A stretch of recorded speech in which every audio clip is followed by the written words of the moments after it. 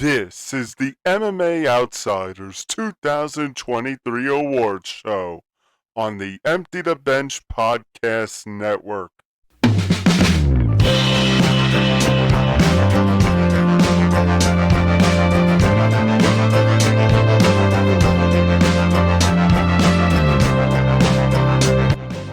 Oh, it's that time of year again. All the bright lights are shining. And Zain, it's not just because it's Christmas time. Well, it's now past Christmas time. It's not just because the ball is going to drop in Times Square to ring in the new year. It is also, the red carpet's out, everything here, Zain. It's the 2023 edition of the MMA Outsiders Awards Show. Yeah, that means we've officially made it to the end of the so-called season that was MMA in 2023. Over 40 plus UFC events, tons of Bellator events, a ringing in of a new era with the PFL and Bellator beginning in 2024. Tons of different regional prospects to keep your eye on, and of course, plenty more UFC Apex shows to come. Because what is a year for an MMA without dozens and dozens of UFC Apex shows? Am I right? Apex. And thankfully for the two of us, considering how much we harp on it, the UFC will be going away from the Apex in 2024 a little bit more frequently, but we will discuss that and so much more on future episodes to come. Before we get into all of the festivities that are the awards, be sure to like and subscribe. Be sure to follow the Empty the Bench Podcast Network across social media at ETB Network. You can follow this very show at MMA Outsiders ETB. Again, for those of you who don't know me by now, my name is Zain Bando. I'm a staff writer for BJPenn.com, and I'm also the newest Sunday news writer over at MMA Knockout. I've been in there since October, so anything you need when it comes to post-fight fallout or post-fight fixes, I'm your guy for that. And to my left is my longtime co-host, Tom Albano. You can find his work over at MMA News and Fansided MMA, and of course, in many seasons and beyond, he will continue to do the live results for the PFL website. So stay tuned for all of that from him and so much more. You can follow him on Twitter at Thomas J. Albano. Tom, now it's officially time for the awards. Yeah, absolutely. So we're going to do almost every one of the same categories that we do last year, kind of going in a very similar, if not the same kind of order. So we're going to start with some of the more niche kind of awards before we make our way up to the more, well-known and I guess global, you can say, kind of awards that everybody chooses to hand out, which are the more important ones, your knockout of the year, your fighters of the year, your fight of the year. So we'll discuss all that later on this episode. And then later on, at the very end, we'll do a little over-under, make some little predictions for what is to come in 2024. But for now, let's talk about the best that there was then in 2023. And we begin with the coach and or gym of the year. This award goes out to, the people behind the scenes, and the people who help make the fight and train them and get them ready for the combat and all the awards that come their way. Couple of nominees that I threw out there, Zain: Eric Nissick, Dewey Cooper, Mark Montoya and Factory X, Eddie Cha, Francisco Grasso and Lobo Jim, Eugene Behrman, Mike Brown and American Top Team, Ray Longo and Longo Sarah Jim. Zain, do you want to start with this one, or do you want me to start with this one? I'll let you have your call. I will take the lead on this one, and we can alternate as we go back and forth between various categories. Sounds good to me. So I will go first. For the second consecutive year unofficially on this program, the gym and coach of the year goes to Eric Nissick from Extreme Couture. As you guys know, Eric Nissick has been the longtime coach of now former UFC heavyweight champion Francis Ngannou, and probably the biggest signee that the PFL has ever seen. This one to me is pretty simple. This guy has gone through absolute adversity to get Francis Ngannou to where he is today. He obviously got the biggest contract he's ever received in his life, and he's more than certainly a really, really big asset to PFL's future plans, given their acquisition of Bellator just a month ago. And I just feel like there's a lot riding on Nick Sick. There's a lot of momentum out of Extreme Couture, obviously with Sean Strickland now being the UFC middleweight champion. And you mentioned very subtly Eugene Berryman as one of the nominees. And I think that if Israel Adesanya had beaten Sean Strickland, I think I would have picked very over Nick Sick, but nonetheless, Nick Sick gets my nominee for this award, and I think it's very well deserved. And I want to say congratulations to all of the nominees that made it, because this was a very difficult decision. But to me, given holistically what Nick Sick has gone through, this was the right choice. What do you think? And then for the first time tonight, we are going to be in agreement. I also am selecting Eric Nixick to be the coach of the year. I mean, I got to give a shout out to him. And Zan, we brought up Extreme Couture a number of times during this year. I think Extreme Couture has been brought up by several times with the UFC and the PFL. Now, obviously, with the PFL, they do have Randy Couture as part of their commentary team. But to me, I completely agree with what you said, that it comes down to the successes and the quality years that Francis Ngannou and Sean Strickland had in 2023. Francis Ngannou, and we'll talk about this a little later, spoiler, the idea of him leaving the UFC, going to the PFL and causing all this shakeup, and then going on to put on a hell of a clinic with Tyson Fury in the boxing ring, combined with Sean Strickland pulling up one of the greatest upsets, Zin, not just of 2023. Again, we'll talk later about it, but one of the greatest upsets in the history of mixed martial arts, seeing him defeat Israel Adesanya as he did on such short time. So you got to give credit to Eric Nixick and Extreme Couture for all that they've done. And I think Extreme Couture is setting itself up for potentially a very big 2024. Yeah, and there's no signs of slowing down, considering one of their major fighters, Sean Strickland, will be competing in the main event of UFC 297, taking place in Toronto, Canada, against Dricus Du Plessis, which I know you are uber excited about. That takes place on January 20th, and it is our signal that it is now time to move on to our next category of awards. Tom, what do we have? What do we have next? It seems like we're going in nearly the identical order that we went in last year. So the next category is who to watch for in 2024. Tom, I will let you take this one first. Yeah, of course. So this fighter, of course, I mean, this award goes to a fighter that we think has, that we have our eye on, that we think could make some noise potentially in the year of 2024. Now, if I remember correctly, Zan, you had picked Raul Rosas Jr. last year, and I had picked Dricus Du Plessis, and I think we've had our fair share of successes with those picks. Yeah, I think so too, and I'm curious to see who you have for this. Okay, so this pick, Zan, my pick for this award, actually, and I see it's somebody that we have. This is our first award disagreement. My recipient is going to be somebody, Zan, that we actually just saw very recently. Not on the 296 card, but we saw him at the UFC card in Las Vegas at the Apex on December 9th, pulling off a very powerful, very awesome second round finish of Carlos Hernandez. My pick is going to be Tatsuro Taira. I mean, 15-0, Zan. He's 5-0 right now in the UFC. Already has 2 performance bonuses, and he's coming off of 2023 where he had a very noteworthy time in the octagon. Actually, he entered 2023 coming off of a submission of CJ Vergara, and then he goes on to submit Jesus Santos Aguilar, get the decision over Edgar Chairez at UFC 290, which was a hell of a card. And then, as I mentioned, the TKO of Carlos Hernandez. And right now, he actually just got ranked number 15 very recently in the flyweight rankings. He just got in. So I have my eye on Tatsuro. Yeah, that's definitely a solid pick, and he's definitely going to be a problem and someone to watch out for.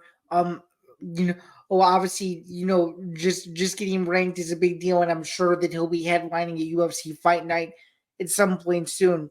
For me, it's a little bit more of a conservative approach for the second straight year. I'm actually going to give my who to watch for award. He's gonna retain it this time. Rob Rosas Jr. again, for me gets my who to watch for award, and I wasn't thinking that I was going to do this, but I just feel like with the way the UFC has been hyping up the PI in Mexico, their focus on Mexico, their focus on talent from that country in that region. It seems like they really want to see Raul Rosas Jr. be the poster child for that.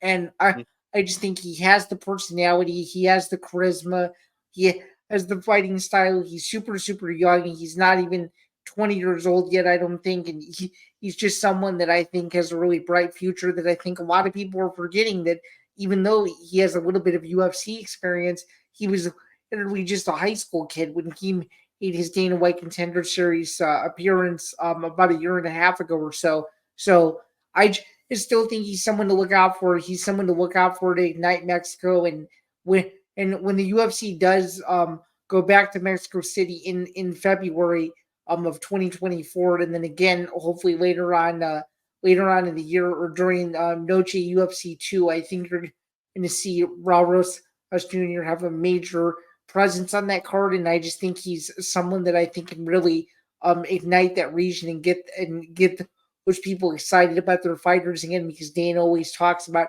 the passion of the Mexican fans, the warrior spirit of Mexican boxers more specifically, and I think that Raul Rosas Jr. Emphasizes that and could very well embody it. So for those reasons alone, Rosas Jr., in my opinion, retains the Who to Watch for award going into 2024. Couple other names that I threw in there as potential nominees: Zain, Michael Morales, Lucas Brennan, and then some of the names that we saw with the PFL, in PFL Europe winning the championships, because those guys are going to be making their way over to the PFL global stage. So guys like, Khurshid Kakarov, Jacob Kasuba, Dakota Chiva, and even Nathan Kelly, who headlined that card. It wasn't a title fight, but they've hyped him up. He's been in Bellator. So it's interesting to see what direction all those guys are going to, and Dakota are going to be taken in for 2024. Yeah, I mean, I think the emergence of Nathan Kelly is only going to do wonders for the PFL, considering that they want to be more so an international brand, and he definitely embodies the Irish excitement around fighting. He and Callum Walsh for sure. So it'll be interesting to see how the PFL really maximizes Ireland and makes it a queer destination for fighters to go. So definitely a lot of upside for him and plenty of the other nominees that you just mentioned. For sure. We move on now to the 2023 most popular fighter of the year, Zan. This is going to go to the individual that we think has, moved the masses, let's say, and has taken social media by storm, has all the hype and all the fans around him. So we threw some names in there: Zan, Francis Ngannou, John Jones, Sean Strickland, Leon Edwards, Israel Adesanya, Sean O'Malley. Of course, can't count out Conor McGregor, Islam Makhachev, Alex Volkanovski. Zan, who is your selection?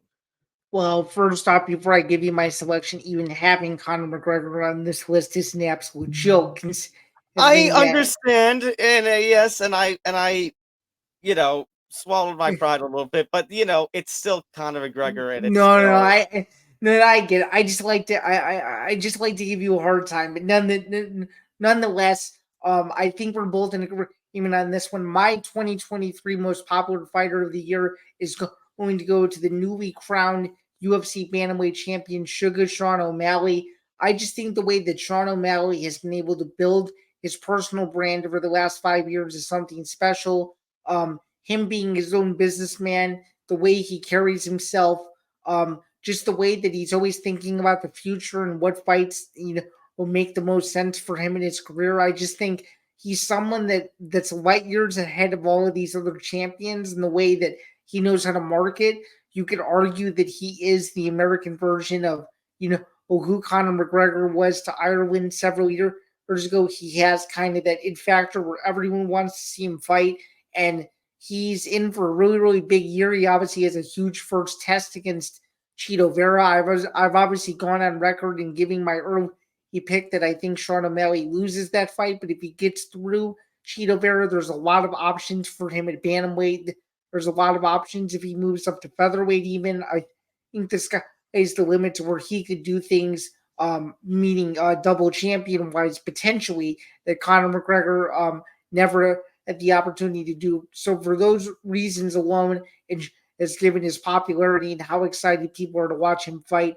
Sean O'Malley gets my 2023 Most Popular Fighter of the Year award. How about you? I am in agreement.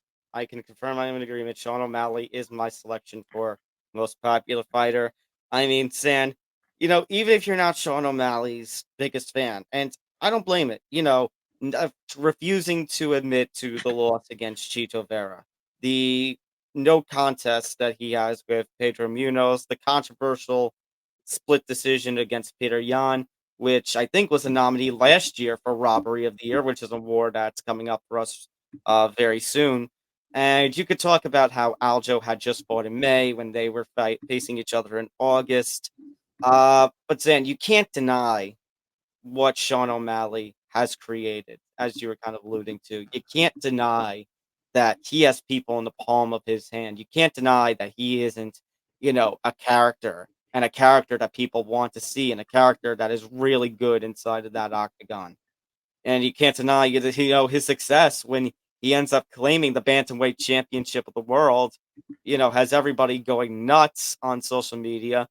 We saw it again, his drawing power during that press conference that took place very recently, well, this month.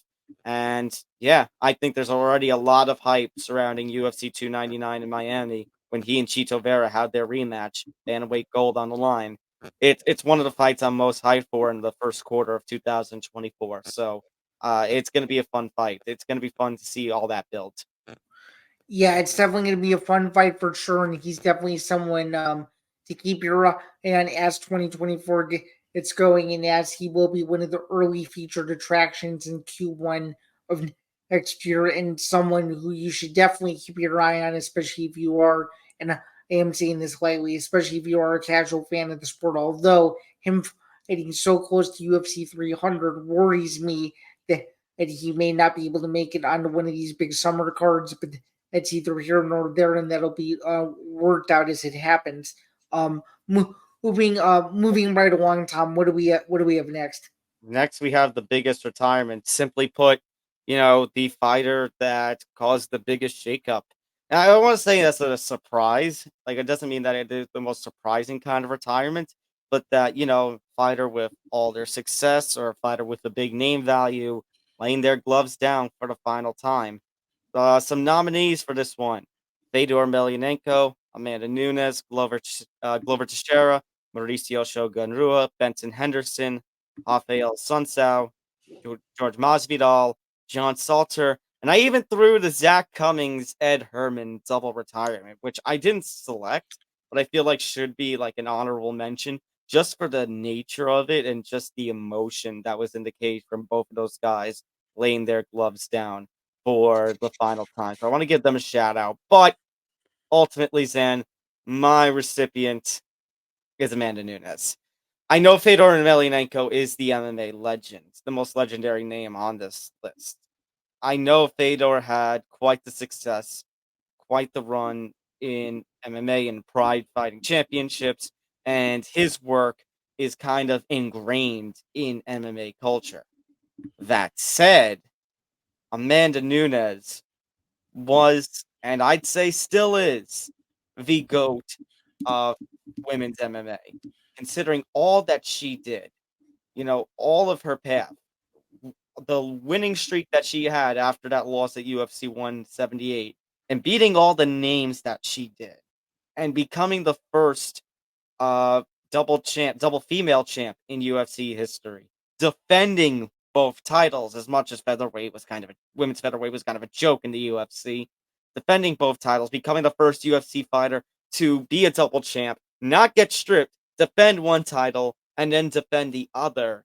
Zan, it was just no contest. Amanda Nunes compared to everybody else after Chris Cyborg left the UFC. Here was everybody else. Here was Amanda Nunes. But I don't know if I should go that far because obviously you have Weili Zhang, you have Valentina Shevchenko, and I will say it's still a damn shame that we did not get Nunes Shevchenko 3. But I guess obviously Dana just didn't want to budge on that one. in spite of everything that said maybe it should have happened. But you do have Alexa Grasso and Weili Zhang teasing each other a little bit about a potential unification match, so I guess that makes up for it. Nevertheless, all that Amanda Nunes accomplished, the fact that she was the GOAT of women's MMA and still is, you know, it was it a good time to lay the gloves down? If she had always teased it for a couple of years, and she's done all that she could do with the UFC. So yeah, it was right time. I give her all the props in the world. And you know what, Zan? It's one of the best success stories because how many people get to say that they went out on top a champion, let alone a double champion? Yeah, I mean it's a pretty remarkable story, but actually just a quick on field adjustment. I'm gonna disagree with you and counter you and say that I think that Fedor Emelianenko was the biggest retirement of the year, and the reason why I say that is because you know why I still think that Fedor had a little bit left. I think that had Fedor won his last fight, we would have been talking about Fedor still being a part of some mega super fights. I mean, I just feel like I knew that eventually Amanda Nunes was going to retire. Dana was kind of hinting at it that Amanda, was going to be starting a family and all that. So I could kind of see it coming. Was I expecting it to be right after her winning against Irene Aldana? No, but was I expecting it to be sometime in the near future? Yes. But when you think about Fedor Emelianenko's dominant run at heavyweight and 10 years undefeated, beating former UFC heavyweight champion after former UFC heavyweight champion, never getting his fair shake when he tried to make a deal with the UFC to go over and fight Brock Lesnar. The things that he was able to do and the humbleness that he was able to display as a champion in and outside of the cage can never be replicated again. And I think for those reasons alone, Fedor Emelianenko should always be remembered as the greatest heavyweight to ever compete in the UFC. And no question about it, in my opinion, he's without question the biggest retirement of 2023 because whether you watched him in 2005 or whether you watched him in 2023, he always still had that same charisma. He always still had that same impeccable spirit of just toughness and heart and all that. And I'm not saying Amanda had none of that. I just feel like Fedor had a bigger aura than Amanda Nunes did. And to me, as a hardcore MMA fan that's been watching this sport for as long as you have, I have to give my credit to Fedor where credit is due. So for those reasons, I'm going to give Fedor the biggest retirement of 2023. But in terms of the biggest women's MMA retirement of 2023, no question about it, it was Amanda Nunes. So I think those are two very solid arguments there. But that's another one. That's another one that we disagree on. So very, very interesting. Yeah, I think we have more disagreements now on this one. I mean, on these awards. But my only issue with saying Fedor is the biggest retirement, well, it's two. One, we have seen him retire before. He technically did step away from the cage at some point. And two, Yeah, I don't but know if here's where I would counter you though. I thought I took his stepping away the same way that I took George St. Pierre stepping away in 2013. That's that's how I interpreted okay, that specifically. fair enough. But I think I disagree with you about he had something left. I mean, if was he gonna do Legends fights, I wouldn't have minded that. But putting him in the cage with Ryan Bader, I I just did not think that was as much as I understood why they did it. It was his last fight. Put him against the Bellator heavyweight champ. I felt like it was inevitable that Bader was going to win in such an easy fashion that he did. Now, putting him in the cage against, like right before that pandemic, they had him take on Quentin Rampage Jackson. I Right. mean, if you're gonna do some Legends fights, yeah, but that's not how Bellator kind of booked him at the end. Right. I could see that counter argument there, but I think holistically when you look at it career side by side, and I think depending on when you started following MMA, I think there are more people that resonate with Fedor over Amanda Nunes, which is why which is why to me I feel that his retirement was bigger, but it does not take away from the fact that Nunes' contributions to women's MMA will never be forgotten, and I think it'll be very difficult for any women's champion, regardless of promotion, to get to the level that she got to over the last 6 or 7 years. And who knows? Maybe there is simply not another woman that will get to the level that she did, but that remains to be seen. For sure. Let's move on now, Zan, to the robbery of the year. This is going to go to the fight that we think, the judges got wrong, or in some way, shape, or form, somebody got screwed. Screwed by judges, screwed by a ref. Uh, through some of these nominees, couple of these nominees out there: Islam Makhachev, Alexander Volkanovski, Aljo Sterling, Henry Cejudo, Macy Barber, Andrea Lee. I know that there were some calls and about a different kind of fight in particular. I can double check my notes here. Uh, no, Lee versus Barber, that was the wrong link. Kai Kara France versus Amir Albazi, that was the one. But I really didn't think that was too much of a robbery. I think that was a clear split decision that could have fallen either way. But Zan, already looking at the winners of here, you have interesting selection. You have one that, I wasn't one of the few that I had placed in our sheet, and you even noted there that this is a bit of a hot take. So I went to the well and I used the good old other category and I said the biggest robbery of 2023 in my opinion, of course. And I feel like it's one that is not being talked about enough. But Noche UFC won the main event, Alexa Grasso versus Valentina Shevchenko. Not to take anything away from the fight was an instant classic, but to me, the way the scorecards came out just left a bitter taste in my mouth, and I simply thought that Valentina had done enough. And I know that there are some people that disagree, and I know that some people will say that Grasso's control time is what won her the fight. But I just felt like Valentina was doing more and more to try to finish Grasso than Grasso was doing the opposite. And I know you and I had our disagreements on who won this fight too, but I just feel like this was the kind of fight that left a lot more questions than answers, and it'll be very interesting to see the trilogy next September because there's no way Valentina won't get up for that. She pretty much has a year in camp to prepare for this fight, and I can hardly wait to see how that fight goes down, especially in a neutral setting like this Spirit in Las Vegas. That will be a sight to see, and I think there's a lot of unfinished business that I feel like the trilogy will decide, and I feel like either of these women will have to win in very impressive fashion to show that the end of this rivalry is near, or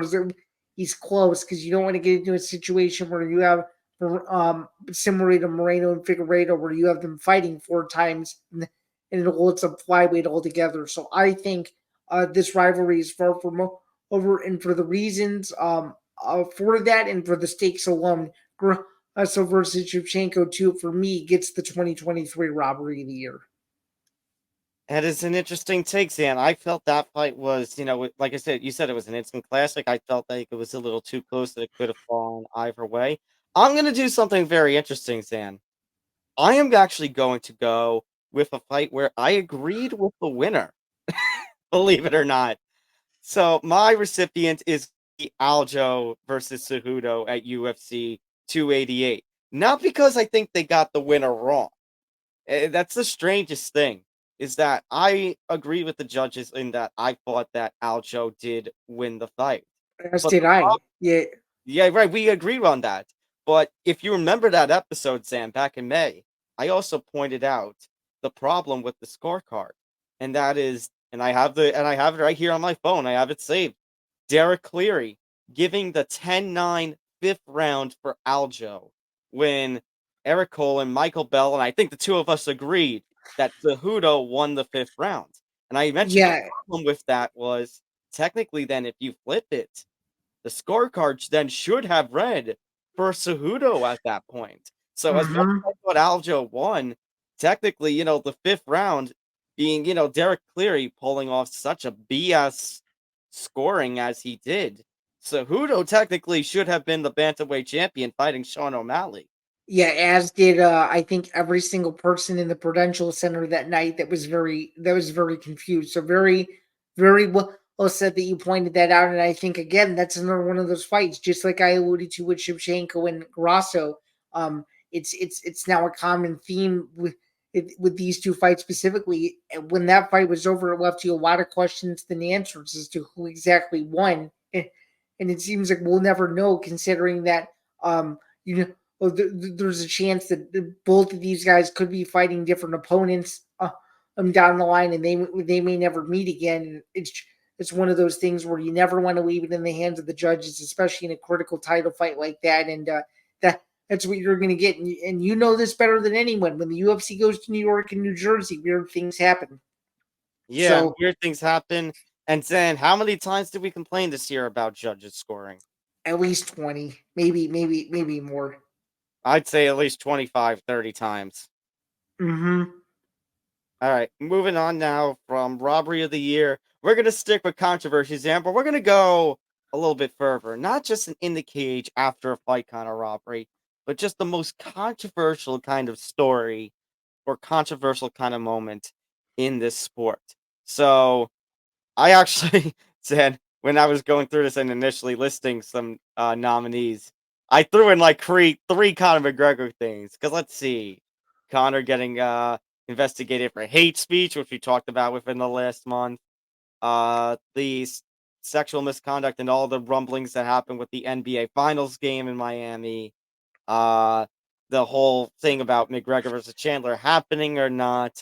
And stretch with that, Zan, I would even say the UFC USADA controversy with USADA breaking off from the UFC.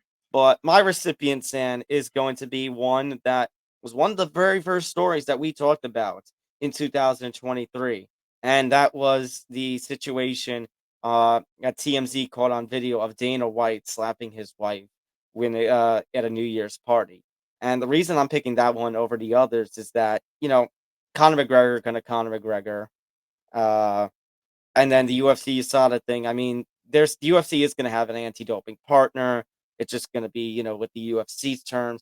But Dana slapping his wife. Zan, if you remember, that didn't have as major implications as maybe it should have, but it cost Power Slap. It cost Power Slap its TBS deal. They ended up going over to Rumble because of that. Mm-hmm. Yeah, we're gonna be in agreement on this one too, and we were very open on our opinions as to what we thought of it. If you remember all the way back to the January episode, I was telling you the best thing to do in a situation like this is to separate the promoter from the person. And although that was a controversial opinion at the time, that's exactly what happened because, as we both know, Dana received no repercussions legally, let alone business wise. He did not lose his then the title of UFC president. He's now obviously UFC CEO. His title has changed since then, but this is just one of those things where that whole week, leading up to the first UFC Vegas show of the year was very dark. It shined a black eye on the sport. You had ESPN journalists coming out and saying that they really weren't allowed to speak on it because ESPN was a TV partner. Everyone was really worried on what exactly was going on and how it was covered. And I feel like the biggest thing from this story is the lack of coverage that this received, because you and I both know, if this was Roger Goodell or Adam Silver at the NBA or Rob Manfred at the MLB, it would have been headline news in every single newspaper across America. But because MMA is such a niche sport and it's in such a tiny bubble, it's very careful as in who it gets out to. So I think this is one of those things where it was just a really dark time in the sport of MMA. Obviously, Dana apologized for it. Obviously, it seems like his wife had remorse around it too, and it like everybody was able to heal from that. But just a really bad look for the sport Mhm. overall, and not something you want to see going into a year where there was a lot of anticipation with Conor McGregor's return. Quite frankly, power slap, cough, cough. But yeah, definitely one of those things where if you were an MMA consumer, an MMA media member, anything of that sort, you remember where you were when you found out about this story and how the story was covered. And I think this is head and shoulders above everything else that took place this year. Given in White's stature as the now UFC CEO, and has given his role in the sport of mixed martial arts altogether. So For sure. And then as far as the lack of coverage goes, I'm actually going to make a comparison to something I talked about in 2022 with ETB Sports, because I remember sitting there with Nick, and we were talking about, well, Dana's new business partner that he picked up this year in Vince McMahon. And when he was going through his whole misconduct, all the hush money allegations, and I said the reason, people may not take that seriously, and I use the term because it's wrestling, because it's the fake stuff, the silly stuff. That's what people say, that it's its own bubble. And as you kind of alluded to, Zan, it's kind of very similar with MMA.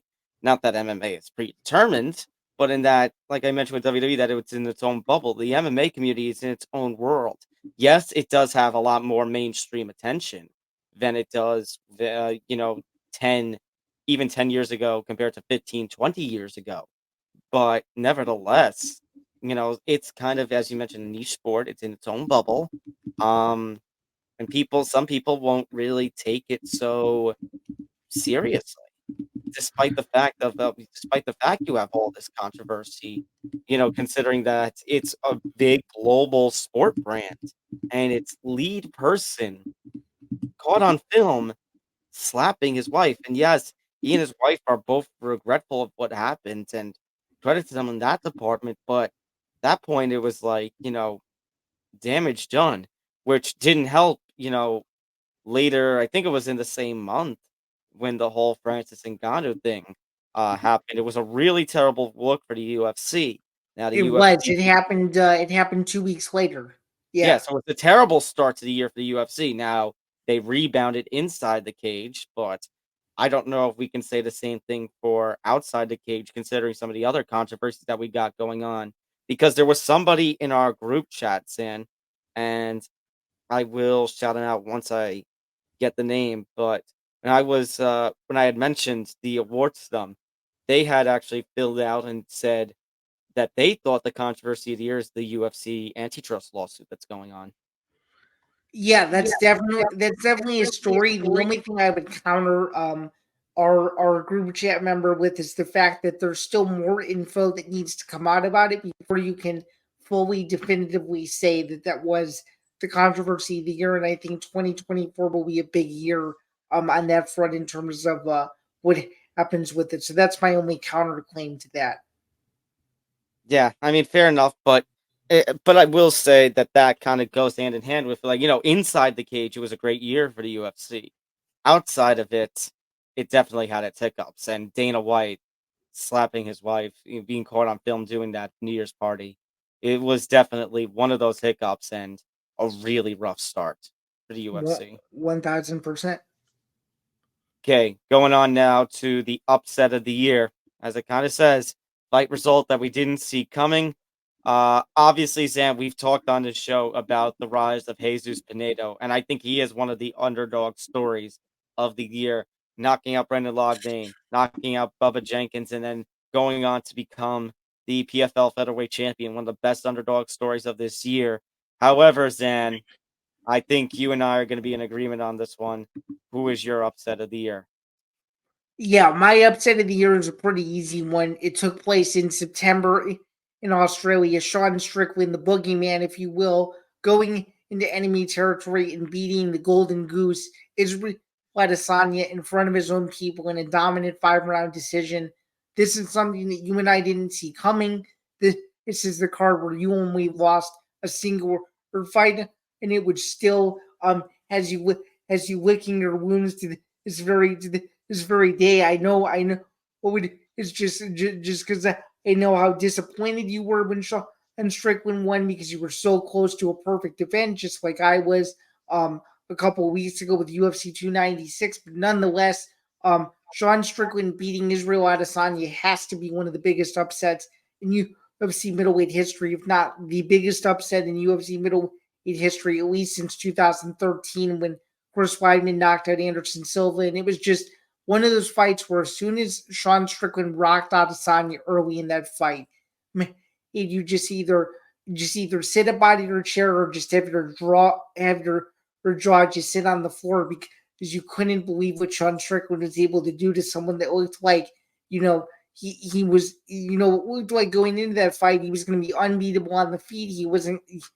Strickland wasn't going to be able to take him down. It looked like anything that Strickland was going to be able to do, going in that fight was going to be very difficult. He just made it look absolutely effortless, and you could tell as the fight was going on that Strickland was getting more confident. It really threw Adesanya off of his game, and I think it really just salted the wound even more to the point where Adesanya is according to him taking an extended layoff. Obviously, I know that you and I have that theory that if Israel Adesanya is given the right amount of money, he'll be back in a second. But definitely Sean Strickland beating Israel Adesanya did shake up the middleweight division and did create this newfound rivalry between Strickland and DDP, which I know you're super excited about. So I guess it opened a very interesting can of worms that you didn't see coming, and it just goes to show how unpredictable MMA is every single weekend because you don't know until the fights happen, and that is definitely one of those scenarios. So Yeah, for sure.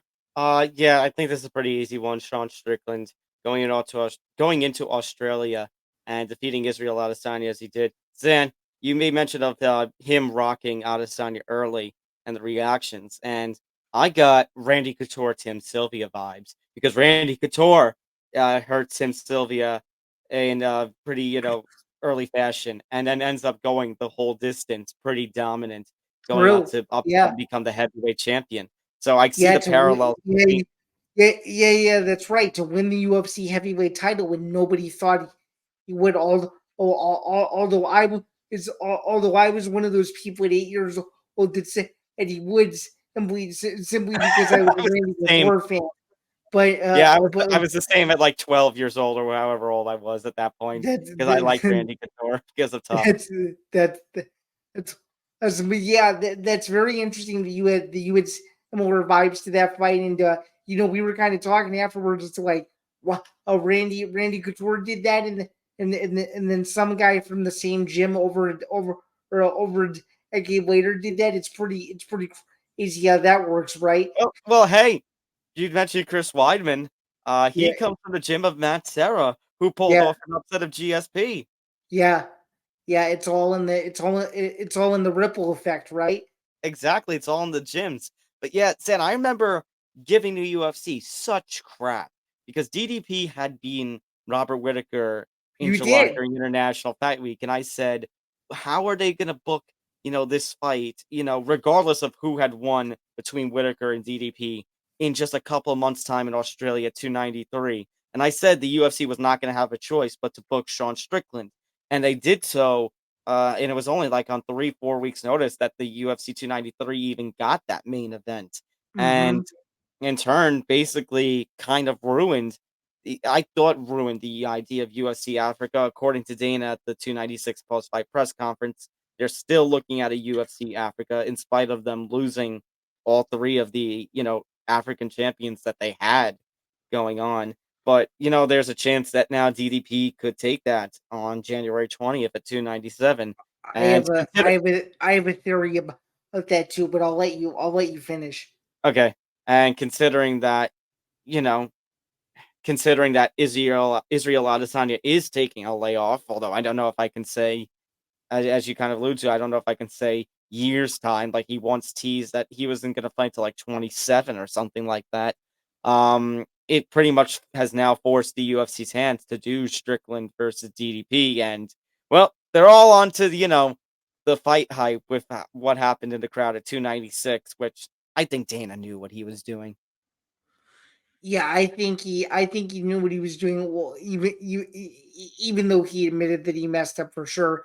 But my theory is if DDP beats Sean Strickland, it's going to set up for UFC Africa a DDP welcoming Israel Adesanya back to the octagon for DDP's UFC middleweight title, a title that obviously Israel Adesanya lost to Sean Strickland. So I think the storyline will, whether people can see it or not, is already being built. That's That's my theory. It's going to be this colossal event in Africa that's going to see the return of Israel Adesanya fighting DDP in the fight that we never got to see a year prior. I So, like that. I like that theory. mm-hmm. All right. Now we move on to the comeback of the year. So this is going to go. You can pick one of two things. You can pick a fight where a fighter was losing and then comes from behind to score a big victory, or you can go with a comeback story of sorts. And Zan, I think we've split this one, 1-1. Yeah, it's according to this list. You did one of the story ones. I did a fight one. So I'll start this one off. I'll go with a fight one. Uh, Comeback of the year in terms of a fight. I am going to pick Davy Grant defeating Rafael Assunção at UFC Las Vegas in March. The It's a fact that great fight. yeah, and it was Rafael Assunção's last fight. And the fact is, he went up 2 rounds to 0. Davy Grant needed a finish, and then pulls off an unbelievable submission where he forces Rafael Assunção to submit. I want to double check and make sure I get the submission right. He choked him out. And it was like seconds. Was it seconds left on the clock? Yeah. 17 seconds left on the clock. Rafael Assunção could have won his final fight. Ends up getting caught in a choke. Passes out. Davy Grant gets one of the biggest wins, one of the biggest come from behind wins of this year, and probably one of the biggest wins of his career. It's a shame that Rafael Assunção couldn't go out with a victory, but I mean, credit to Davy Grant for just the way that he performed, even in the face of adversary, adverse, adverse. I can't speak. I I know you meant to say in the face of adversity. There you there you go. Thank you. There you go. Just to clarify, was that comeback the UFC Las Vegas card at Virgin Hotels that they had Yeah, to do? that's what I meant by UFC. That's why I want to say UFC Las That's Vegas. what I that's what I figured. So that is a very solid comeback pick. I went with a story pick on this one. Tom Aspinall coming back from a year layoff, severe injury, not looking very good. It'll win his fight in 2022. I'm pretty sure if I'm mistaken, that was against Cyril Gane, and then of course he comes back from his injury, gets a thunderous knockout win to get a title. That was also at UFC Paris, and of course he gets thrusted into an interim heavyweight title fight. Um, Knocks out Sergey Pavlovich, and obviously, unfortunately for him now, he has to sit on the sidelines. But just to come back from a severe injury like that, ACL and MCL tears are not easy. Sometimes your knees will never be the same again. But he's looked better than I've ever seen him in his UFC career, and if he can either play his cards right and wait it out, or defend the interim UFC heavyweight championship while not. I confirm that is what unnamed source is reclaiming right now. I think it could end up being a very interesting year for the UFC interim heavyweight champion, and someone that the UFC is very high on to build or in England, just like Leon Edwards. So for those reasons, I will give my 2023 Comeback Fighter of the Year award to Tom Aspinall, and someone who I think that when John Jones and Stipe Miocic do end up retiring, he's going to be elevated to undisputed champion because to me he is the best non-undisputed champion that the UFC has, and I don't even think it's close. So the comeback, the fight that he got injured in was actually against Curtis Blades in 2000. Oh yeah, but you mentioned Gane, and you that's mentioned right. this heavyweight title scene, Zan. That's And, right. and I think I've talked about it on this show before on one of the episodes. I think in November after Aspinall won. Regardless of what happens with Joan and Stipe, especially if that fight takes even longer to put into motion and have come to fruition, like if that happens not till like the second half of 24, then what I could see and what I would want to see happen is that fight. I know we'll talk about predictions for 24, but one of the fights, not the fight, but one of the fights I'd like to see, if it comes down to it, is Aspinall versus Gane. You throw that somewhere over in Europe with those two European-based fighters, Aspinall from the UK, Cyril Gane from France. That could definitely grab some eyeballs. Does that make sense for for a UFC Paris Fight Night main event for the UFC Interim Heavyweight Championship in September. Oh my god. That place would go bonkers. I mean, Mhm. unless then they do a pay-per-view over in London in first half of 24, which they did last year. Yeah, they could, although I just don't know how well the interim heavyweight title would sell over a undisputed champion in a main event. That's the only crux I have about that. Fair enough. It'll be interesting to see. So yeah, those are a couple of comebacks. Other nominees. I also mentioned Chris Weidman returning from injury against Brad Tavares. They just released the ESPN special about him. Uh, and then some other nominees. And the other story one, Yaroslav Amosov. Obviously, he lost his welterweight title eventually, but coming back, after a year away after going to war, for his native country against the Russian invasion. And as far as the fights go, Edson Barboza, Sadiq Youssef, UFC Vegas 81. Um, Elvis Brenner versus Guram Gudaladze at UFC Vegas 76 was also a good one. UFC Austin, we just had Jared Gooden and Wellington Sermon as another comeback nominee. Liz Carmouche, Deanna Bennett for a Bellator one, which there was concerns about that fight. So yeah, we had some pretty decent comebacks and a pretty decent amount of comebacks with 2023. And here's hoping for more of that craziness with 2024. And now that leads us over now, Xanth. We're going to start to get to the bigger things. The moment of the year. The story of 2023. So, it could be a feel-good story. Could be a big news story. Here's some things that were listed, Xanth. Demba Grimbo getting gifted a house by The Rock. Francis Ngannou leaving the UFC, going on to sign with the PFL. And then fight Tyson Fury, Alexa Grasso's upset, Noche UFC happening, John Jones' return, winning the heavyweight title, the PFL purchase of Bellator, Sean Strickland's upset, Jesus Pinedo's underdog run, which I mentioned before, Sean O'Malley's win for the bantamweight title, which I mentioned before, Alex Pereira getting his second UFC title in a second weight class.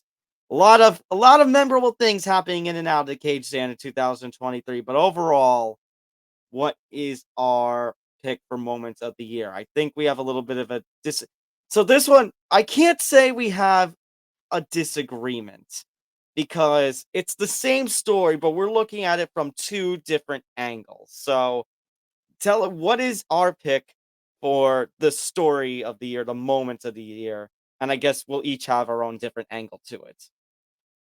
Yeah, so I guess another way to put it is we have a very similar wavelength as to where we're going with this story. So for me, I think Francis signing with the PFL was the moment of the year. So you want to talk about in other sports like the NFL and the NBA and the NHL and MLB, for example, which has did the huge news about Joey Ohtani going to the Dodgers. Obviously, I feel like this was MMA's version of exactly that. Everyone was anticipating, where is Francis going to go? Is it going to be the PFL? Is it going to be one championship? Is it going to be back to the UFC where he's going to be, or will he continue to be the UFC heavyweight champion again? People were waiting for months. And Dana announced in January that Jones is fighting Gane for the heavyweight title. What in the world is Francis going to do? Well, he made his statement very clear, and I believe late April, early May, when he signed with the Professional Fighters League. In fact, I think it was in the middle of May that he did it. And to me, I just think this was a blockbuster moment.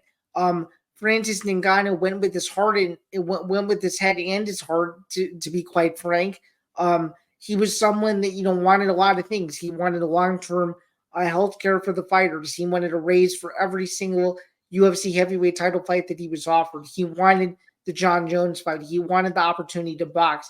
And unfortunately, the UFC wouldn't budge, but the PFL did.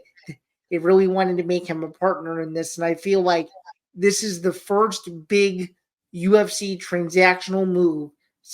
And Fedor Emelianenko decided that he was going to sign with Strikeforce over signing with the UFC, which would have prevented him from co-promoting with M1 Global. And I feel like this is one of those situations where, for the first time in about a decade plus, the UFC let their biggest star walk away is that is what he felt would be for the betterment of his career. So for those reasons alone, Francis Ngannou stuck to his guns. No, he did not fumble the bag, as evidenced by his fight and near win with Tyson Fury in Saudi Arabia back in October.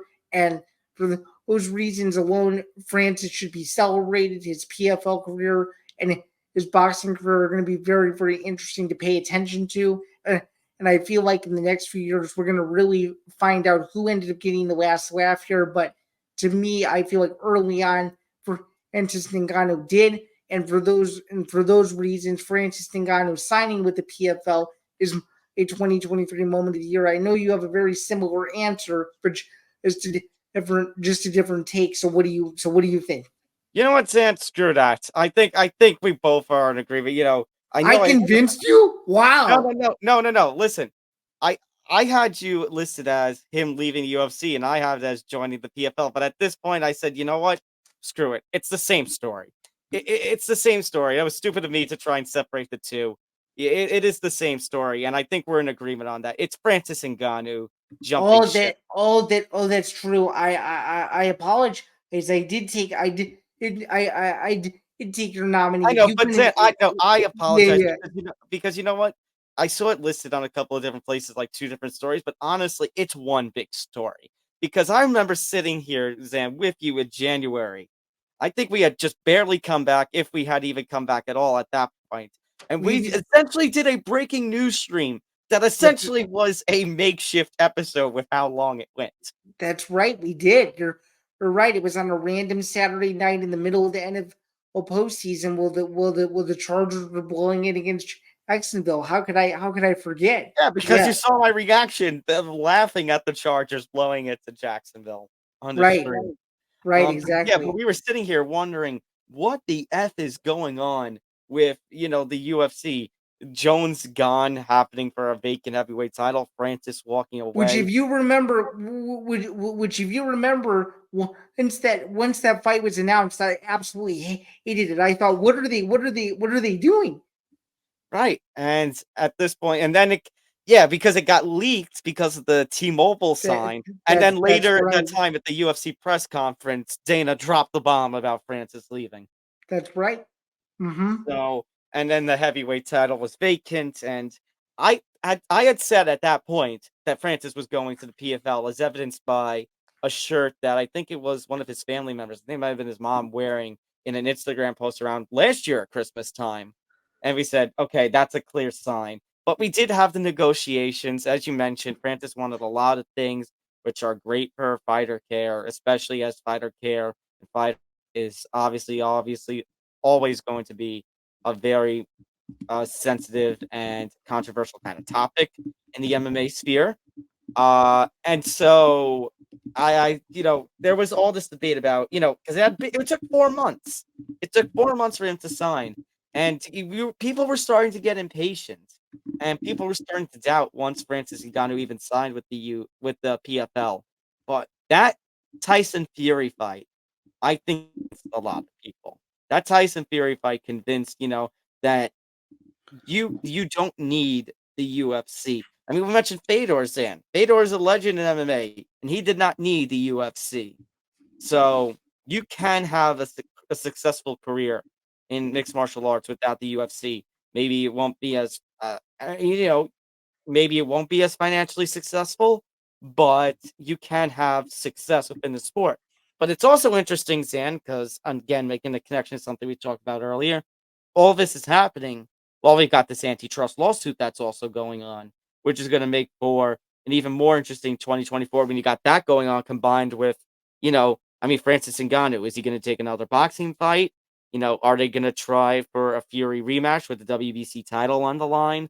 Is Francis Ngannou going to make his PFL debut against, somebody like a Ryan Bader or somebody like that? I know I think it's Ferreira who won the championship this year for the PFL, so he's probably going to fight Bader first. So does Francis fight the winner of that? Do they have somebody else in line for Francis for his debut? There's a lot to there's a lot to talk about with M- Francis, but My Francis, my thought is that Francis is going to wait it out and wait for the right opportunity and the right dollar amount for making a decision on any of those options, because any of those options are feasible. I think it's going to be what makes the most monetary sense before he actually decides to come back. I That's mean, what that's what that's what fair I think. enough. Fair enough, especially when PFL's trying for the super fight division on pay-per-view. But even then, Francis is going to be overseeing the PFL Africa. So it's definitely something, Zan, that his role in this sport and the idea, fumble the bag versus not, and as you said, who's going to get the last laugh at the end, and the antitrust lawsuit looming in the background like storm clouds. It's definitely going to play out for a really interesting 2024 outside the cage as much as it will inside. For sure. And adding the fuel to the fire, as I kind of mentioned, the PFL purchasing Bellator. Right. All right. Speaking of the UFC and promotions outside of the UFC, it's time for event of the year, and I took this idea from my editor, Andy Kaplan, over at Fansided, in splitting the award. One solely for the UFC and one for outside of the UFC. So this first one we're going to do outside of the UFC because we had quite some interesting cards that happened outside of the UFC. Bellator having Bellator 290, its only show on CBS, the return of MMA on a network television since the UFC left Fox, since Strikeforce Nashville over on CBS and all that controversy. Bellator 300, and then Bellator 301, the final Bellator event under Viacom, which you were there for, Zan. Also, we had the PFL Championship, World Championships, Europe Championships, one fight night 10, Johnson Marias 3, because that was one's UFC debut. I believe it was in Colorado. Uh, Oh, Tom. yeah, You meant to say one's US debut. I said did I not? You said one's UFC debut. Oh, one's US debut. Pardon me. Uh, but for the non-UFC event, we both went with a Bellator. But we went with different Bellators. Now I know you have a connection to one, which you can get into, but I Mhm. went with Bellator 290 because you know what? As much as I trashed the idea of Bader versus Fedor before, it was Fedor's retirement fight. It was good to see him get one last fight and get surrounded by all those legends outside of the after the fight, surrounded by all those legendary names in the Bellator cage. And you had two title fights. You had Bader retaining, you had Johnny Eblen retaining the middleweight title in pretty dominant fashion.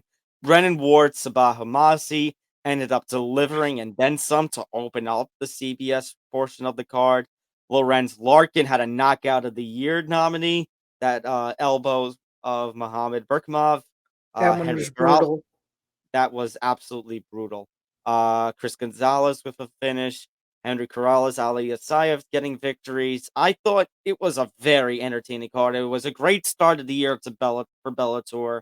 Unfortunately, of course, it ends with Bellator getting purchased and it's run as an independent organization, over. But I guess, and kind of leading into what you're going to go to, it's bookendings for the year. Its start and its end were pretty great. Yeah, so mine's going to be pretty obvious. Bellator 301. It was the last Bellator event as an independent promotion under the Viacom banner. And of course, it happened to take place in my home city of Chicago, which I was very grateful to attend.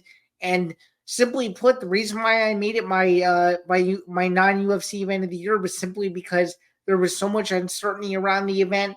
In the weeks leading up, there was the fear that it was going to get canceled.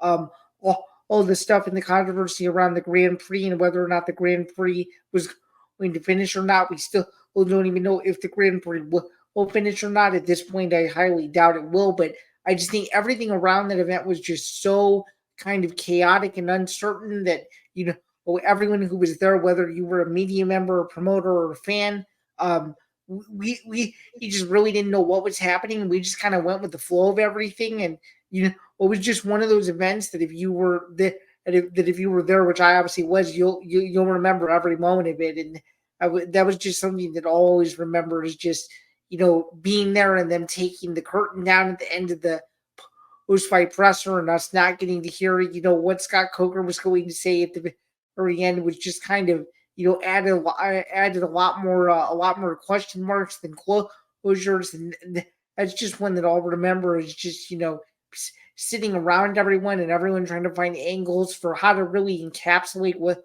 the event was. It being the last MMA event on Showtime. There were so many elements to it that I'll always remember, to the point where that November night, I think it was November 17th, I'm pretty sure, will always be ingrained in my my brain forever, as the night where Bellator, as we knew it, went away.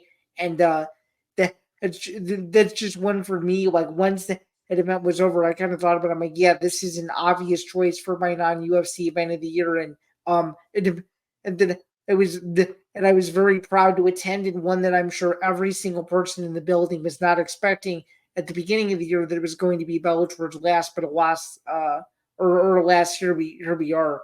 So, with that being said, my non-UFC event of the year for 2023 goes to Bellator 301 in Chicago. Well said. Like I said, start of the year, end of the year, two very noteworthy Bellator events for very different kinds of reasons. Now let's talk about the UFC event of the year, because the UFC, oh man, they put out, for all the countries that we mentioned outside the cage, they put out some bangers this year. There were some wild pay-per-views where this one was very difficult to pick for me. What about for you? Oh, this was difficult. This is still difficult as I do my, partake in my awards voting panels for the different publications that I'm at. But I mean, you want to talk Zan. First of all, Zan, as we kind of already hyped on our show, the hot summer that the UFC had with 290, 291, 292, them going to the Garden for 295 was a very entertaining card. And Zan, we just came off of UFC Austin, probably the best fight night card of 2023. And This was arguably the best fight night card in the history of the UFC. Yeah, it was seriously a really difficult decision to make. But actually, Zan, I think I'm gonna let you go first on this, because I just went with the non-UFC event. Sure. So, as I just alluded to a second ago, this was a very difficult pick for me, but I'm going to go with UFC 291, just based on the sure fact that this was one of the greatest days of my entire life as a combat sports consumer. You had the UFC taking place on the same night. You had boxing taking place on the same night. You had Octagon MMA taking place in the exact same day. You had so many things going on at once in relation to combat sports, to where just you either being a combat sports consumer, a member of the media, anything of that sort, July 29th was your mini Super Bowl of sorts. Yep. So with that being said, UFC 291 over delivered. Obviously, at a thunderous knockout in the main event, one of the greatest finishes to a UFC main event I've ever seen. One of the worst knockouts. Yeah, one of the worst and most electric knockouts I've ever seen. We obviously had the fall of Tony Ferguson and some other just unbelievable fights on that card. But it's the day alone.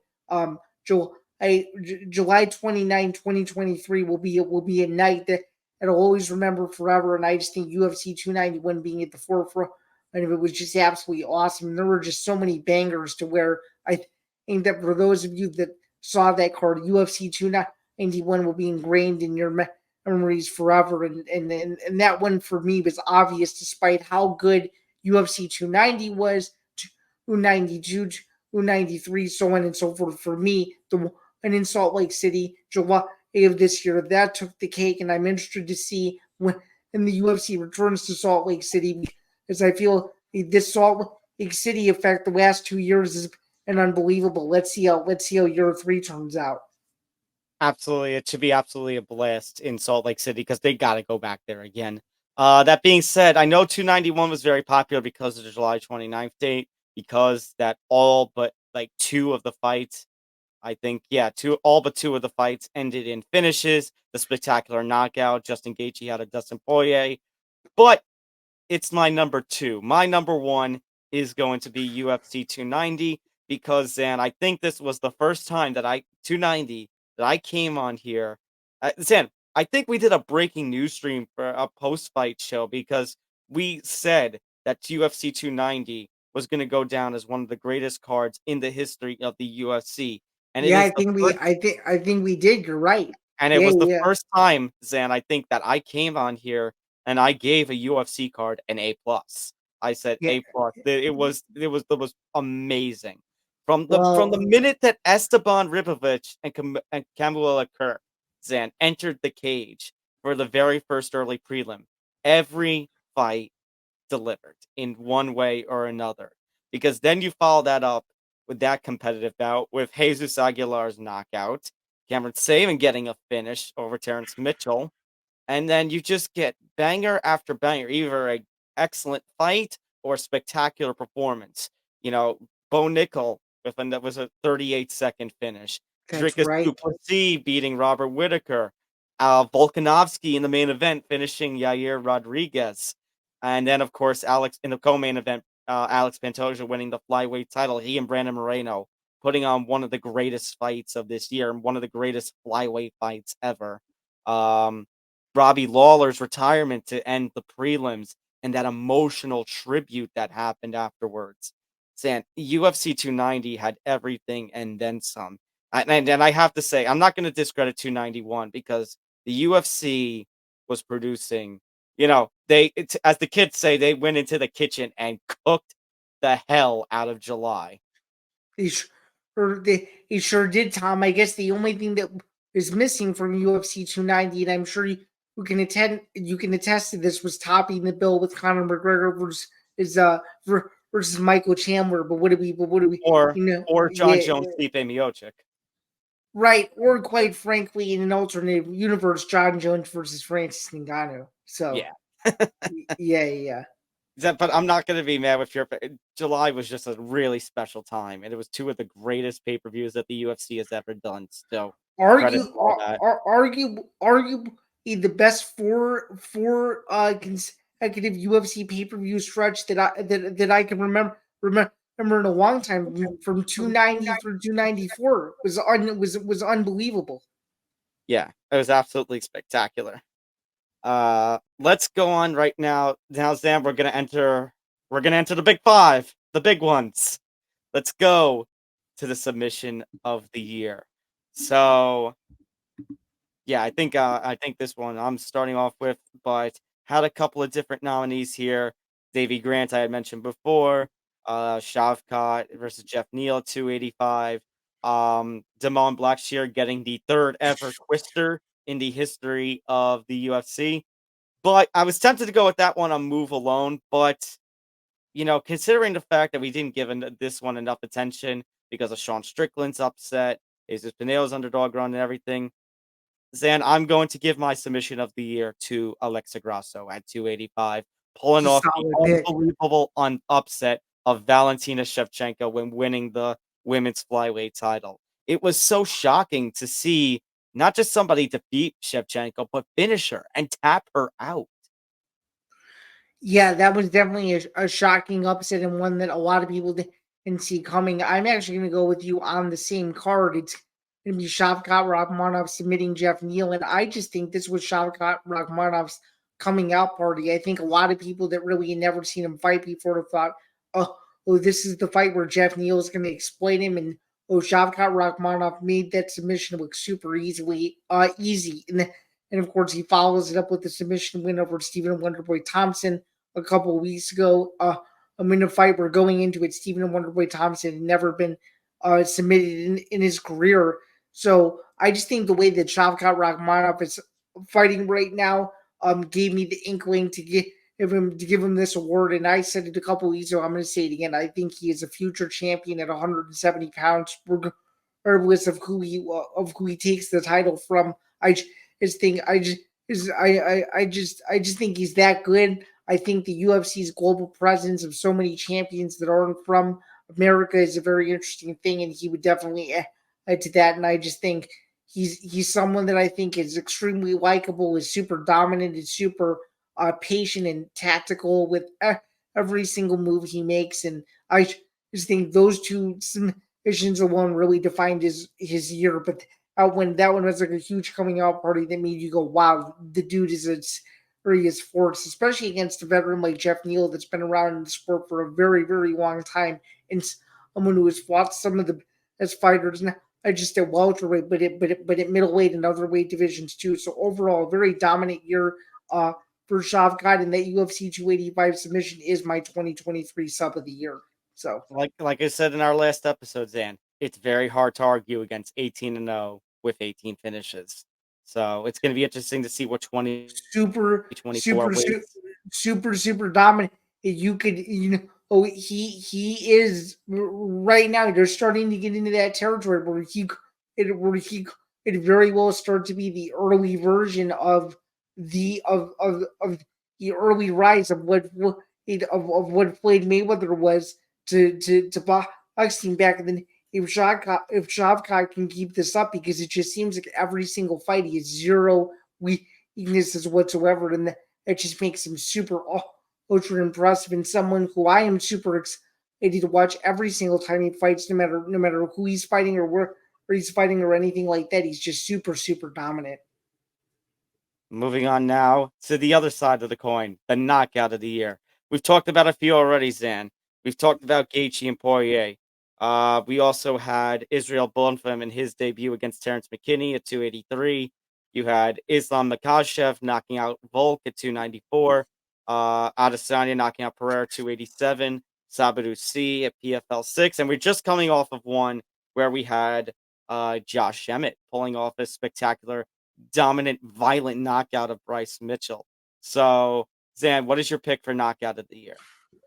Yeah, this is recency bias aside. Josh Emmett knocking out Bryce Mitchell was one of the scariest knockouts I've ever seen in my life. I mean, watching Bryce Mitchell shake had me in fear that he wasn't going to be okay. Thankfully, he was, but just the power that Josh Emmett possessed behind that shot, the way that the way that Bryce Mitchell fell, had your jaw on the floor, and that's just one of those, when you see that highlight play over and over and over again, it's an instantly flashback in your mind where you were, what your reaction was when you saw it, and everything like that. It was just it's just one of those knockouts where it's like it's so scary that you don't even believe that it really happened, and that was instantly what I thought of that. So that's my knockout of the year for sure. I'd have to redo my top 10, personally, my top 10 greatest knockouts ever, but that has to be up there now, and it's just overall one of those one of those knockouts that A, left you scratching your head, and B, just had your jaw absolutely on the floor. Because for me personally, I didn't think that Bryce Mitchell could get knocked out like that, but apparently he did, and Josh Emmett is still a force at 145 and not going anywhere. That's for sure. Yeah, that was pretty violent. The Gaethje one of Poirier we talked about was violent in itself, but I went a little bit in a different direction. You have your recency bias. I might have my PFL bias, but Sabatu C calling his shot during the fight media hype week and saying, oh, I'm gonna have a viral knockout, and then he goes and he gets the spinning wheel kick, landing on Shane Mitchell to knock him out cold, and then walking away. He didn't even have to follow up. It was a spinning wheel kick, and he just had a walk off on that. Like, I have to give credit for creativity. That was spectacular, and for calling his shot. True. So I guess that leads me to a follow-up question: is it better than when Edson Barboza knocked out Terry Edom, or is it not? Or is it not there yet? What do you think? I don't know if it's there yet. And I think some of that, yeah, I don't think it's there that yet. And I think the reason the Edson Barboza one has has the edge. It's also the commentary that happens, because they mentioned that Terry Adam could get knocked out, and right as Edson Barboza lands the shot, as if Goldberg and Rogan had completely scripted it. That's true. It's very true. Good point. Good point. Yeah, some spectacular finishes we had this year, but going from the spectacular finishes to just spectacular fights themselves. So we had a couple of different nominees, of which we actually mentioned during the show. We had Brandon Moreno, Alex Pantoja at 290. We had Brennan Ward, Sabah Homasi, Bellator 290. We had Islam Makhachev, Alex Volkanovski, their first fight. Gaethje Viziev at 286. We also had a couple of boxing ideas with Fury Ngannou and Emmanuel Navarrete, Oscar Valdez. And if I were to pick one for boxing, it would definitely be Navarrete versus Valdez. Same But here. but I think we're going to stick with MMA. And Zan, if I'm not mistaken, I think these last big three we are in complete agreement on. So if I can, our pick for the 2023 Fight of the Year is Islam Makhachev versus Alex Volkanovski 1 at UFC 284. The competitiveness between the two. It was Zan. It was number 1 versus number 2 in the pound for pound rankings. So you had that going into it. It was Super Bowl weekend. You had that hype going into it. You had, it was so evenly matched that, 1 minute Makhachev had control of the fight. Then Volkanovski had control of the fight. It was one of those things where, in spite of people calling it a robbery, I wasn't sure who was going to get the nod on this one. It could have fallen either way, and it led us to a great rematch with a great knockout that followed up. Granted, it was on short notice for Volkanovski, but just the back and forth nature, the competitiveness, and the stakes of that fight. Volk going for the double champ, the 1 versus 2 in the pound for pound. And I'm not just talking about the UFC rankings, but people genuinely believe that these were the 2 greatest fighters in the world at the time. And they just produced spectacular, close, competitive fight that ended in a very narrow decision that could have fallen either way. And it was action packed for 25 minutes. No complaints on my part. I think we're in agreement on that one. Yeah, I echo everything you just said, and it's one of those fights where you always remember where you were. I was actually sitting in a movie theater in Arizona. I get to go cover the Super Bowl Media Week festivities while I was in graduate school, and while all of my other friends were out at the bars or whatever they were doing and having a good time, I was sitting in a movie theater with 7 other people and watching one of the greatest fights that I've ever seen in my life, and that is a bold statement even considering how many UFC fights I've watched over the course of a decade plus. But that's one that I will always remember where I was for it. I will always remember being on the edge of my seat as Vulcan is just went totally back and forth against one another. It was just one of those fights where I just really had just such an unbelievable time, and it was such a joyous occasion to watch literally the 2 best fighters in the world fight.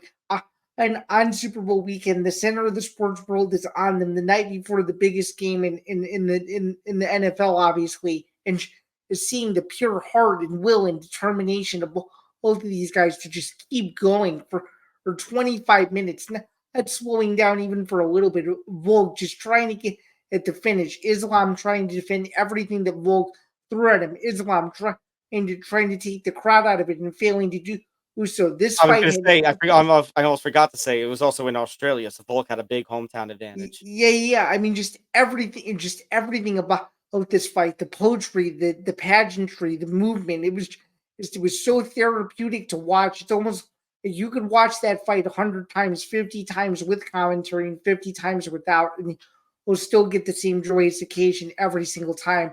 And this was a hotly debated decision that I think it'll had a bias around it. I think a lot of people were hoping that Volk would win because he was in his hometown. But as I always say all the time, you have to beat the champ to beat the champ. And unfortunately, the judges gave it to Islam. And obviously, as we know, the rematch did not go according to Volk's plan to try to get back at him. But it really just showed how high level that fight was. And you who can never go wrong with seeing number 1 versus number 2 in any sport, but especially MMA with the rarity of it. It was pretty special. Absolutely. I don't think there needs to be anything else said.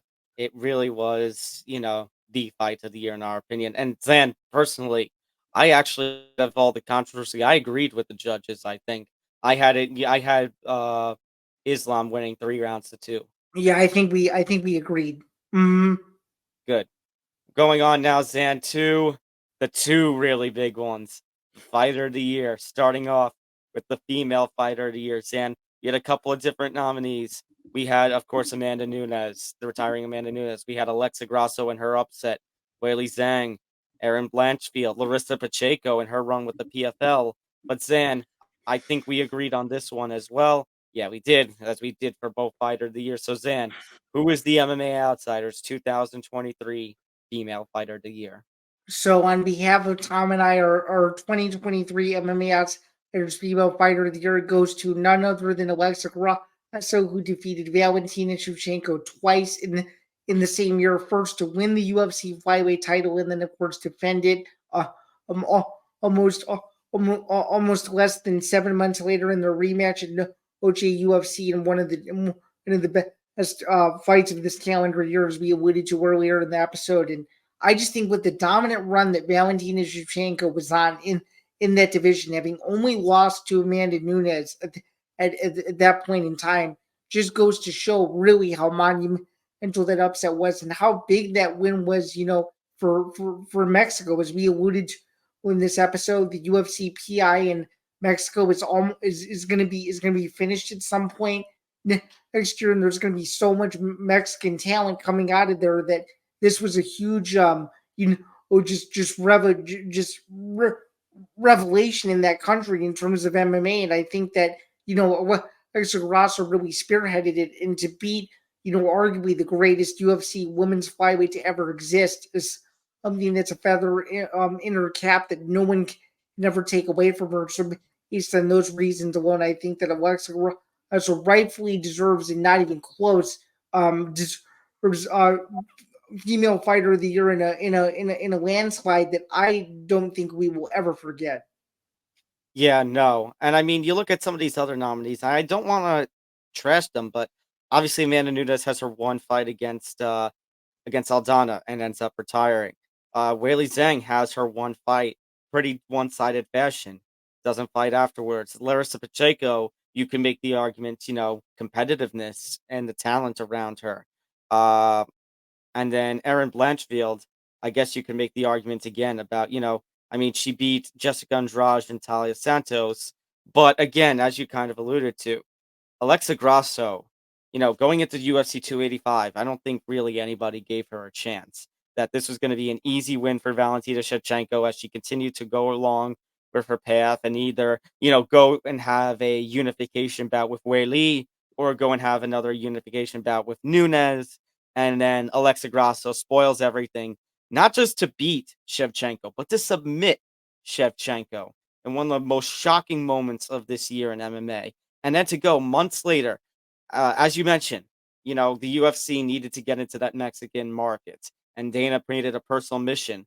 And yeah, maybe they fumbled a little bit with Raul Rosas Jr., but they had Alexa Grasso now, and they go in, and she and Shevchenko in their rematch produce an instant classic. And whether you think, you had your hot take early in the show about you thought Shevchenko won, but whatever way you looked at it, it was an absolutely phenomenal fight that was going to be one to remember, and it sets up more hype for a trilogy fight that could take place if you and I both think on the same wavelength at the second Noша UFC event in September, especially considering that Shevchenko, I think, is still recovering from her injury in that second fight. Yeah, I think it's almost penciled in that will be the main event for the UFC's introduction to the sphere. Yeah. So Mhm. you consider her, potentially now the poster child for the UFC's Mexican market and the performances that she had against one of the greatest women's MMA fighters that the UFC has ever seen. Yeah, there can't be any question that it can be anybody but Alexa Grasso. For Alexa sure. Grasso, the MMA Outsiders Female Fighter of the Year for 2023. And For sure. then on the male side of things, we have a couple of different nominees. We mentioned Sean Strickland and the run that he had. We have mentioned Leon Edwards and, pulling up, winning the trilogy with Usman, and then the Colby Covington fight, which was the Colby Covington fight. Let's not talk about that. And then, of course, I threw in DDP just because I'm an absolutely biased individual. But as much as they had some great runs within this year, San, like I'll do a similar kind of introduction that you did for Alexa. On behalf of everybody here at the MMA Outsiders, on behalf of Zan and myself, I am pleased to award the 2023 MMA Outsiders Male Fighter of the Year to the UFC lightweight champion of the world, Islam Makhachev. An absolutely memorable year for one Islam Makhachev. Of course, he ends 2022 spectacularly with his win over Charles Oliveira to become the champion. And then he goes and has one of the greatest fights that we just talked about against Alex Volkanovski. And then he goes on, Zan. He's preparing for the Oliveira rematch. Oliveira gets hurt on very short notice. Volk comes in for the rematch and defeats him in a way that we have never seen Volkanovski dominated inside the cage. And Zan, it made us like really question, when guys like guys like Dustin Poirier and such get ready to compete against Islam Makhachev, is he going to have his way of them the way that he had his way with Volkanovski? Because you think about the potential fights that could be coming up for Islam, the the Charles Oliveira rematch to finally come to fruition, Justin Gaethje, Poirier, Chandler, like all those guys, it should be absolutely fun, but can they beat Makhachev? Because right now, Makhachev, if Volk couldn't do it, Makhachev right now looks unbeatable. Mm-hmm. Yeah, I just think at this point it's going to be very hard to see who can give Makachev his best fight outside of Volk. But I think that's what the new year is on the horizon for seeing what champions can get knocked off. And I'm not one to make a quick prediction right now, but it seems like Makachev is about to go on a run that's very similar to Khabib's, if not eventually by the time Islam is done, better than Khabib overall. So it will be interesting to see what Islam does, but I just think his year alone beating Volk, who's in many people's eyes the best 145 or whatever, and then to beat Charles Oliveira, who had just a memorable career resurgence in a fight that people are still waiting to see. Again, to see how a rematch might play out. I think there's still a lot of Makhachev's legacy left to be written, but it's definitely off to a great start in terms of his title run, and he's definitely the best lightweight in the world, and he's definitely number one on a lot of people's lists, including mine, if not top five on many others. And he's just a joy to watch, one of the most exciting fighters in the sport, and one of those fighters that you just get eagerly excited to see compete just because he's super soft spoken, but he's just an absolute savage inside the cage. And the, there's the, there's no way he's not going to continue his exciting run because he's just someone that represents Dagestan so well. And yeah, his 2024 year, if he keeps the belt, is going to be very, very, very interesting. All right, Sam, before we go, let's quickly do some predictions for 2024. Let's see what we got. So I have one over under question, and then we both came up with some different yes no prediction kind of questions. Let's start this off with an over under. This one was kind of very similar to one we had last year. Over under the number of new UFC champions, 6. What do you think? I'm going to say under. What do you think? All right. Let me just quickly go through them. Whaley, I could see her keeping 115. Grosso, I mean, that's a toss up with her and Shevchenko. I'll put that as potential 1. Are we gonna count women's bantamweight because there's gonna be technically a new champion at We 297? we have to, yeah. Okay, so we're already gonna have 1, potentially a second. Women's featherweight ain't coming back. Uh, Right. I think Pantoja's safe. I think O'Malley. I want to see him. It depends on how he performs against Cheeto, but I'll say safe for now. Volk, I think, is safe. Islam, I think, is safe. Um, Leon, I think, is safe. Like I said, I'm very questioning of what's going to happen with Leon, considering what happened with the Colby Covington fight, and how the UFC views Bilal and Shavkat. That'll be interesting. So I'll say he's safe for now. Alex Pereira, I think, is safe. Uh, 185, Sean Strickland. I think we can see a change there. I think we can see a Mm-hmm. change. That might be a little biased, but I'll go with that one. And then heavyweight. Yeah, it depends what the S-ball situation, but still, that's only like I was being lenient. I was only given like 4, so I'm I'm gonna gonna agree with you. I'm gonna go under. I'm gonna say 3. So I'm gonna say that heavyweight changes, women's women's flyweight changes. And I'm actually gonna the light heavyweight changes to once Jamal Hill is fully 100%. I'm going to go with heavyweight. I'm going to go with middleweight. We both have to go with women's bantamweight. So I think technically you're going to be 4 then. Okay, yeah. And then probably women's flyweight. Yeah, I'll agree with you on that. So yeah, 4. So I think we're both going to take the under. Sounds good. All right, we're going to see some longer title reigns. We're not going to see anything hot potato. All right, I think this is the big question now, Zain. Conor McGregor, does he come back? We I both said think yes last year and pay the price for it. I mean, we had Tough, but Tough was an embarrassment. But is he yeah. coming back in 24? I mean, I think so. UFC 300's looming. It's the only main event that makes sense at this point, as you've alluded to. If you don't make McGregor Chandler now, it's never going to happen. So I would say yeah. Okay, so yeah, because that led into the other question of does McGregor Chandler headline UFC 300? I'm in agreement with you. Yes, and I'm gonna stay with the same take that I made episodes ago, Dan. If Conor McGregor versus Michael Chandler does not headline UFC 300, I never want to see Conor McGregor in the cage ever again. It's a bold statement, but it's more than likely true that he will never compete again if it doesn't happen, just given how long we've had to wait. So And yeah. Zan, on the other front of it, it goes back to another thing that I said weeks ago. If it's not McGregor and you've got O'Malley at 299 and you got Strickland Duplessis at 297 and you've got Volk competing at 298 and Islam's not going to be ready till after Ramadan, who is headlining this card if it's not McGregor? It'll probably, the only other option you really have is either light heavyweight or an interim heavyweight, a title fight, potentially Aspinall versus Gane, unless they want to wait for France. So, But that's my point. It's like, I know it's UFC 300, but it goes to that same argument that I made. Us as hardcore, MMA lovers, yeah, we'll buy for the sake that it's UFC 300.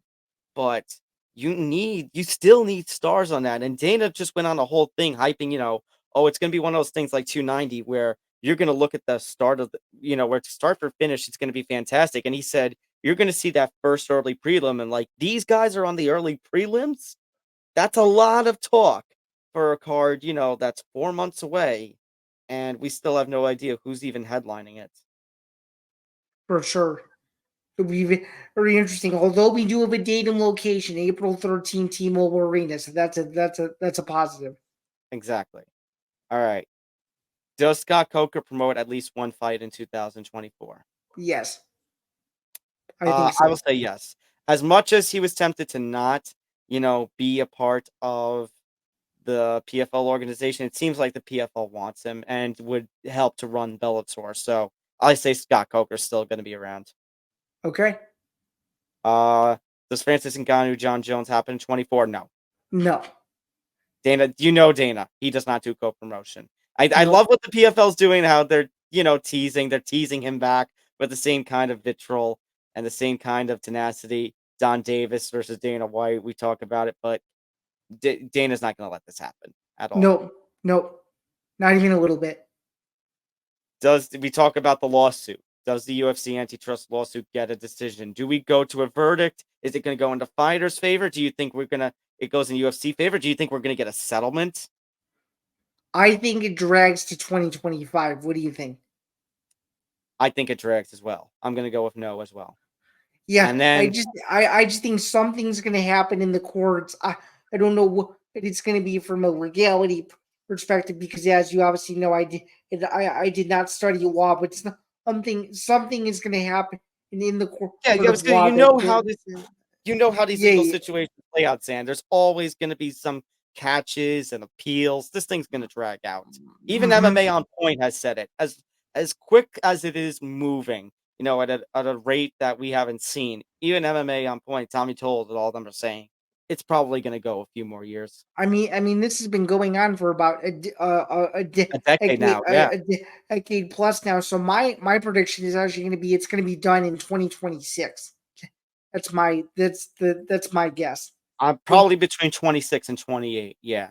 And then lastly, Zan, one last thing here. Like we ended last year's show, what is the fight you want to see happen the most in 2024?